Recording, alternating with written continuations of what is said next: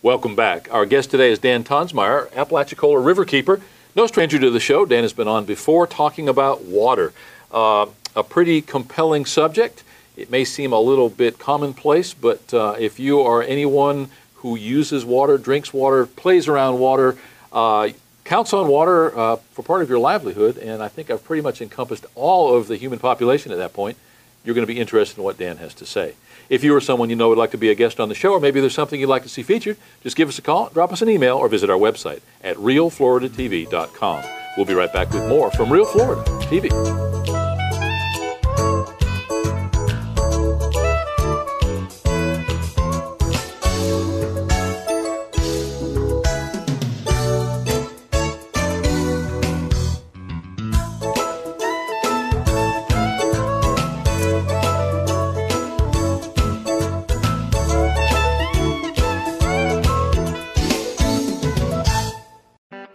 Mark Chestnut and Marty Rabin, live in concert at the Panhandle Watermelon Festival. A parade, car show, arts and crafts, and great country music. Mark Chestnut and Chad Street, Friday, June 22nd at Pals Park. Marty Rabin and Big Band Bluegrass at the Washington County Ag Center, Saturday, June 23rd. Sponsored in part by Community South Credit Union, McDonald's of Northwest Florida, Northwest Florida Community Hospital, and Tobacco Free Florida. Visit PanhandleWatermelonFestival.com.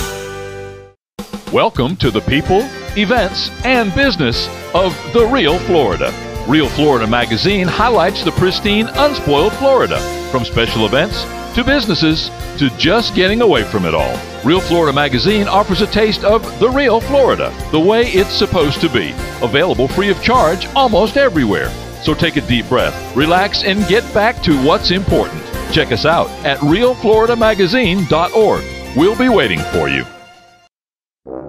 Women's Day magazine calls the Wausau Possum Festival one of the most unique festivals in the world. But maybe we'll just let you decide. It's time for the Wausau Possum Festival in historic Wausau, Florida. A parade, live music, entertainment for the kids, arts and crafts, and a celebration of the possum. Brought to you by One South Bank, Chipley Physical Therapy, 92.5 WPAP, News 13, and the Goulding Agency. WausauPossumFestival.com.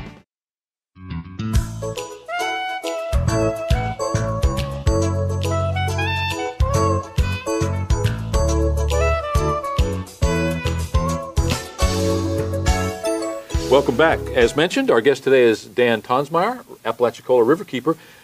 Long drive up from Apalachicola. Thank you so much for taking the time, making the effort to come on up here. You've been here before talking about Apalachicola Riverkeeper, Riverway South, all of the issues that have to do with water. What's going on, and what's the most hot topic these days? Well, Paul, we're glad to be here. Thanks for having us. The issues around the Apalachicola River affect so many people in this area. You know, it's our livelihood, it's our recreation.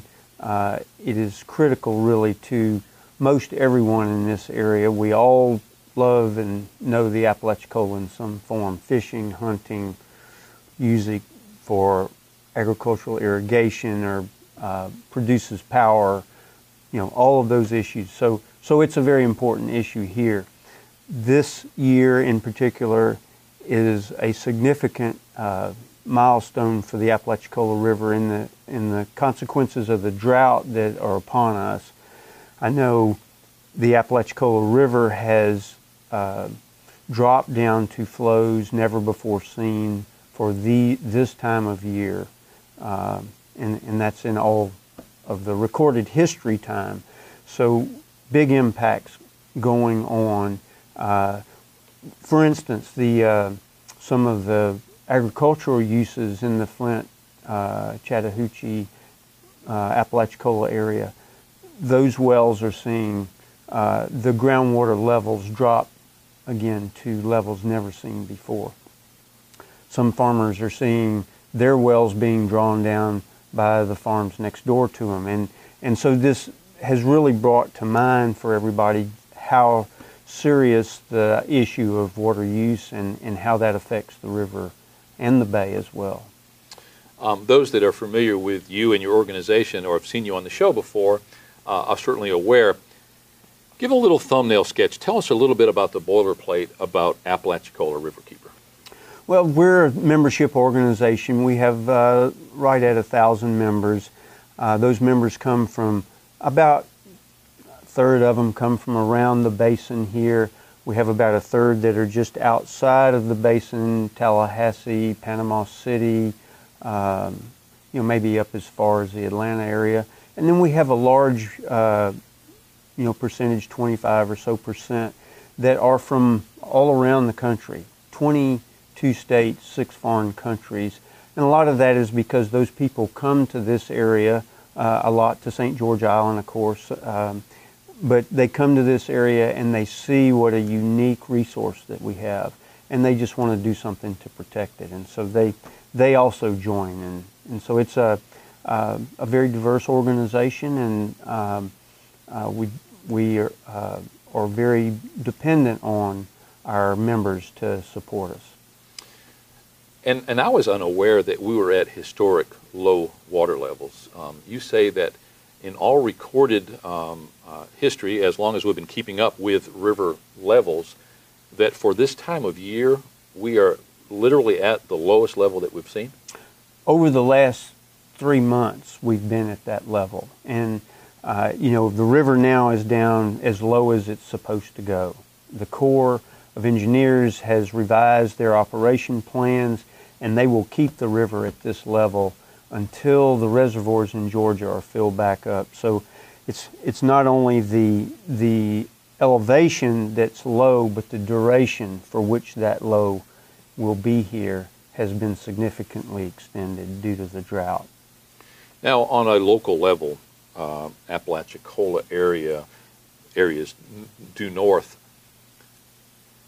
obviously huge impact, but exactly what is being impacted by that record low level? Well, you look at fisheries, the habitat in the floodplain, the fisheries in the bay as well, not just the river. What happens when the river drops down as low as it is now is the floodplain becomes completely disconnected from the main river. So you have no sustaining flows that go back into the backwater swamps. You can't even access them if you're a fisherman anymore. So essentially the floodplain begins to dry out. So you have the tree composition begins to change. We've lost 4 million trees in our floodplain over the last 30 years because there's been this downward trend of flows and gradually drying out, but we're seeing flows now like never before for this duration of time. And so your sloughs and tributaries that used to come into the river, they're no longer available to the fish for foraging, for shade, for that cool water that they need, that they could get out into the floodplain. And even in the backwater swamps, those areas will dry out.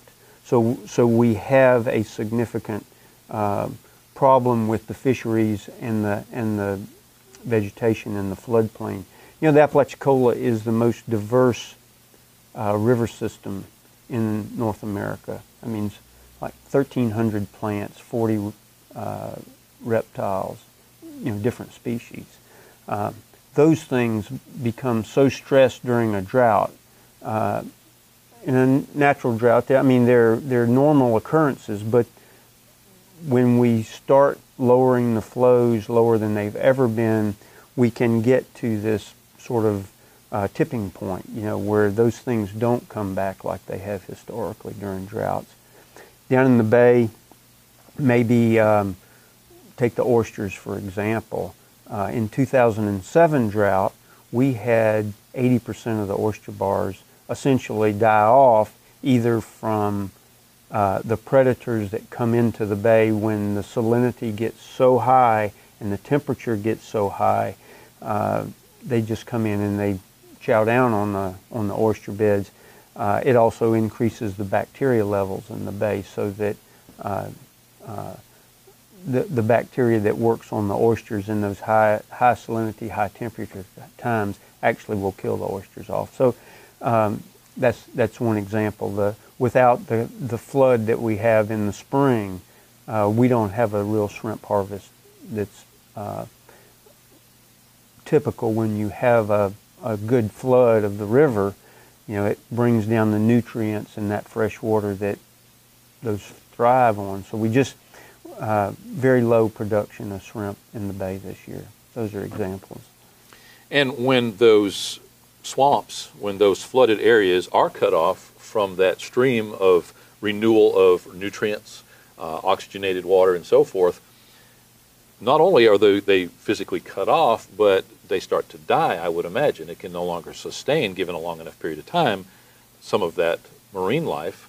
And as you point out, we've already lost a lot of the trees. So is that reversible, or is there some point at which that process is not reversed, even with the enhanced water flow? Well, the stagnant water, again, back in the floodplain, heats up. The fish are only going to be able to live in it for so long. Your DO, dissolved oxygen, will go down, and then your again the algae bloom begins, and eventually the fish in those trapped areas will die off. The river, when it comes back up, will go back out and rejuvenate those areas to a degree, but the point at which you begin to have the soils in your floodplain so encrusted or dried out, then the floodplain can begin to lose its absorption. And it's the river floodplain really acts as one big hydrologic unit, and that water moves not just through the channels, but it moves through the soils too. So as you begin to dry it out more and more, the ability for that floodplain to absorb and soak and slow that water flow all the way down to the bay is jeopardized or becomes less each time.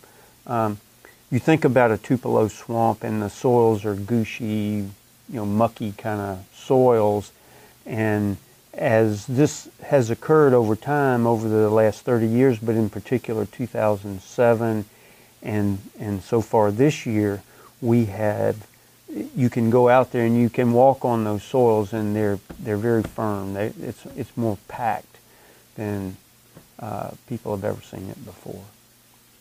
So the ability for those things to come back, who knows? Who knows? We just don't want it to go past that point that other ecosystems have had that happen to, and lose what we have here. And so we are on the brighter side of things. We're working hard to try to explain that to the folks in the basin upstream, to the states of Georgia and Alabama, so they can embrace the importance of the Apalachicola first of all, and what those impacts are. And so we're working really hard to get that message across, and I think we're having some success with that. There are ways to conserve water, to use less, to just treat water better, so that it doesn't have the pollutants in that. So, I think we're making real headway.